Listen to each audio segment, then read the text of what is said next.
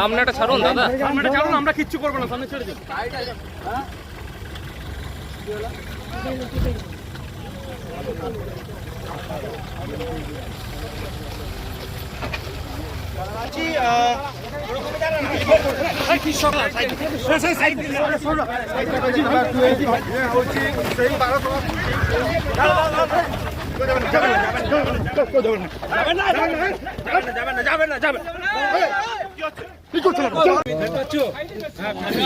আমি অনেক আগেই বললাম আপনাকে, আমি লাইভে ছিলাম বলে আমি আপনাকে বলিনি তখন। আমি তো লাইভে ছিলাম বলে সাইডে গেছি, তাই তো আমি ওদের মধ্যে বলছি সামনে